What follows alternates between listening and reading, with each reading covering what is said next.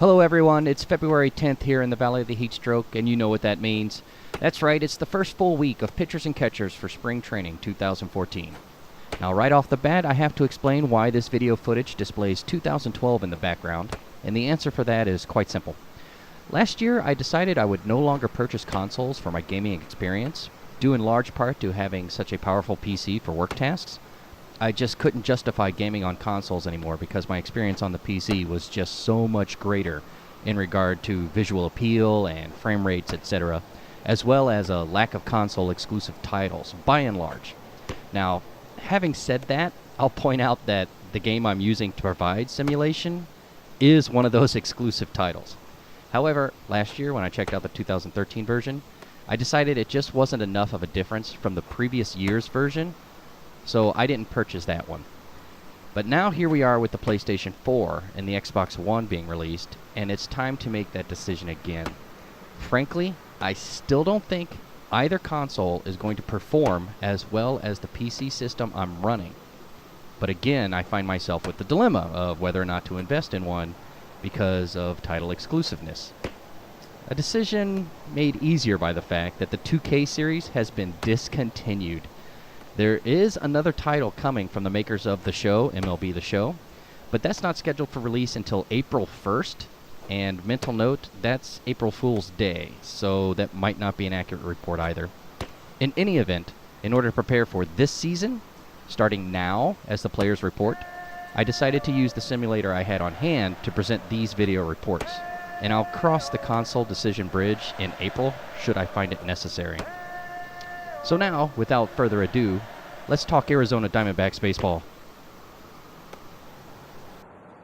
Brad Zeigler performed the role of short reliever during the first half of last year, with some closing time and late in the year.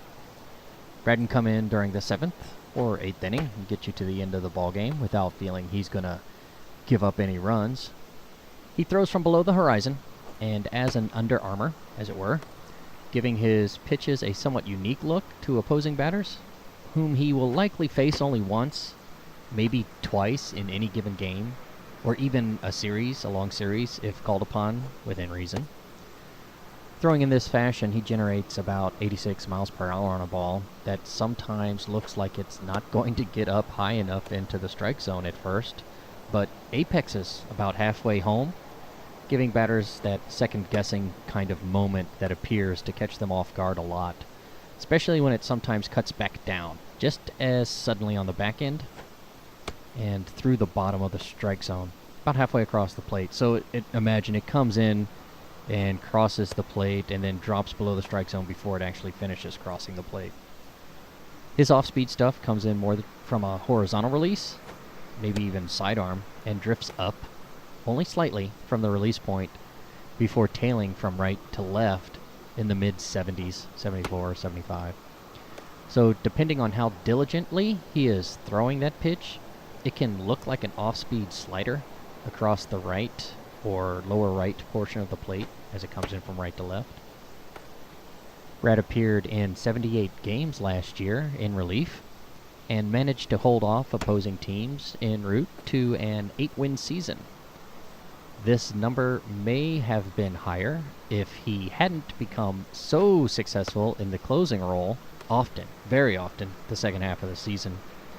There were some injuries to the primary closer. I'll talk about that during his report later. He took 5 out of 5 save opportunities in June. His overall ERA for the year was 2.2, but it dipped at that point to 0.69. In the month of September, he also went off. 6 for 6 on save opportunities in September. His monthly ERA was again below 1. It was 0.87. Brad ended up rounding out his work for the year with 13 saves out of 15 opportunities overall, and 44 strikeouts over 73 innings pitched.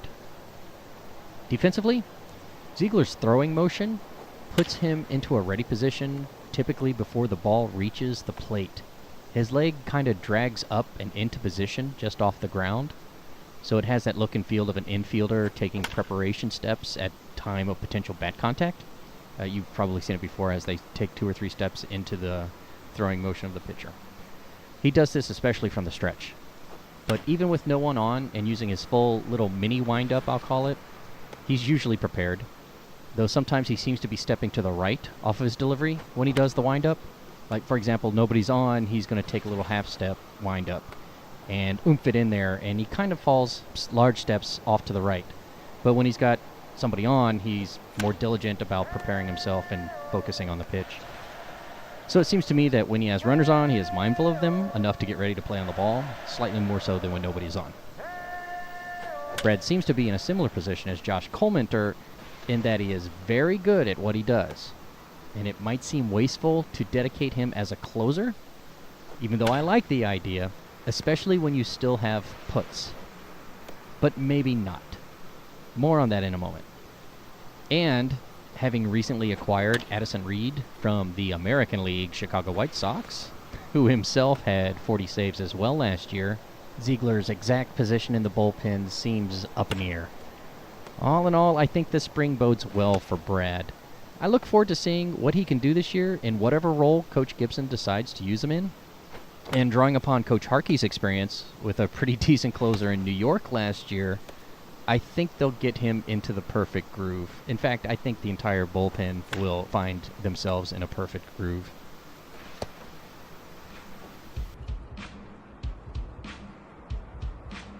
Speaking of the bullpen, last year's dedicated closer was supposed to be J.J. Putz, who was supposed to return to his 2011 and 2012 form, but ran into his every 3-year cycle, apparently, of getting hurt and sent down for rehab.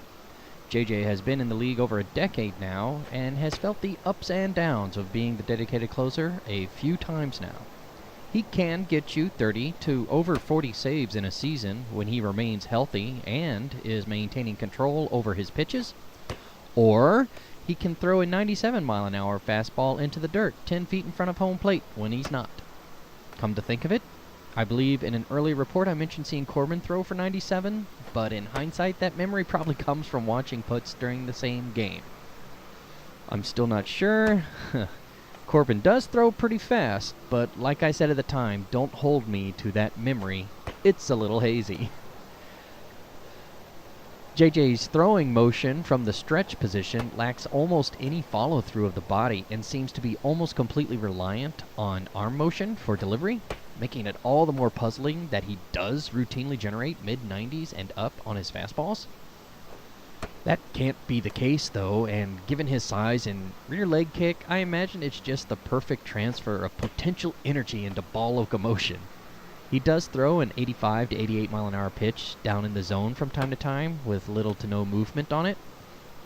And if someone's waiting on that pitch, they'll sometimes swing at the hit the dirt in front of the plate offerings JJ provides.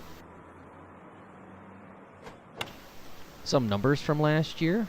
An ERA of 2.36 for the year, with months of 1.08 in July and August, 1.08 in August as well. But only 6 saves from 11 chances, along with a couple extra runs given up in some key one-run games that hurt so much. Games in which the fans at the ballpark let him know, in no uncertain terms, how they felt about it. In 2011, Putz had 45 saves out of 49 chances, and in 2012, 32 of 37.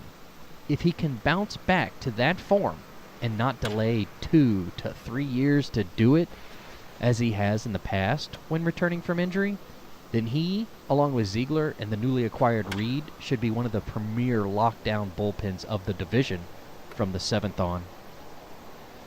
Defensively, he is an aggressive competitor and will make a grab at the ball with his throwing hand. His injury in August, a dislocated pinky he suffered while pitching against the Phillies, resulted from just such an act. Since he tends to linger on his left leg, often getting swung upon before he begins to bring down his follow-through right, he's not always prepared to glove ham something just off to his right. So look to see the shortstop, probably Didi, shifted slightly towards second when no one is on third. This follow-through does put him into great position to cover first, though, on a drive to the right. So when he inherits a runner at second and will need to make that move for the final out, he can do it with ease.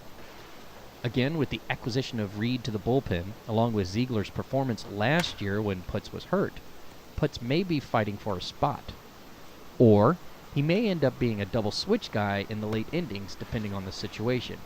But again, too, that depends on how things shake down in spring training, and that's why J.J. Putz is still someone to watch.